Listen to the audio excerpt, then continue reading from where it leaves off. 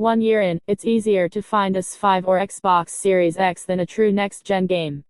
A year ago, the next generation of console gaming was supposed to have arrived.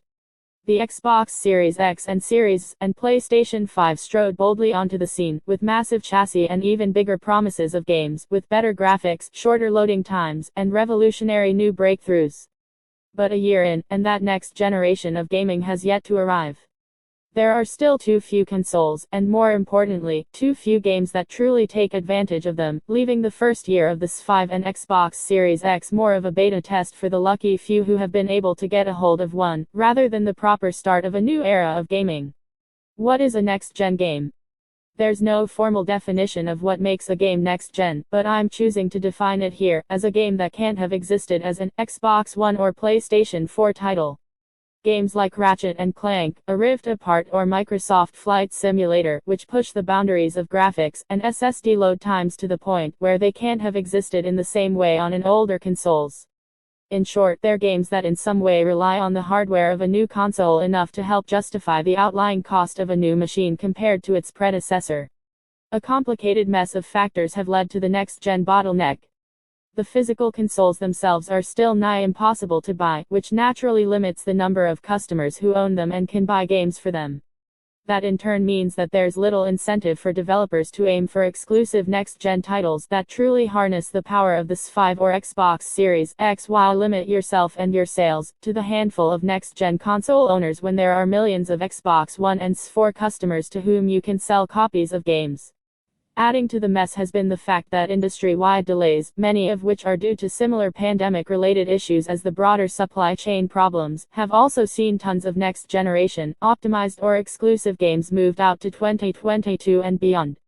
Meaning even if you can get a hold of a console, there are still relatively few blockbuster titles to actually play on them.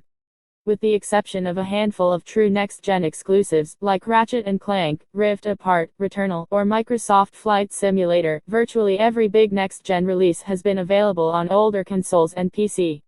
Assassin's Creed Valhalla was on Xbox One and PS4, as was Call of Duty, Vanguard, Battlefield 2042, and Marvel's Guardians of the Galaxy. And that's a trend that's set to continue for the foreseeable future. Halo Infinite and Forza Horizon5 are playable on an original Xbox One from 2013 right alongside the cutting-edge Xbox Series. A first-generation PlayStation 4 from almost a decade ago will get the same Horizon Forbidden West and God of War Ragnarok games as an impossible-to-find S5. Microsoft has already pledged to aim for concurrent Xbox releases on its first-party games. And most Sony first-party games have been a successive series of reading the fine print after each announcement, only to discover that they weren't S5 exclusive titles that would actually take advantage of the processing power and SSD speeds. It's no wonder that on Sony's list of the most played S5 games from the console's first year, just a single title, Demon's Souls, is a true S5 exclusive. And that's a remake of a S3 game from 2009. To be clear, there are always transition periods.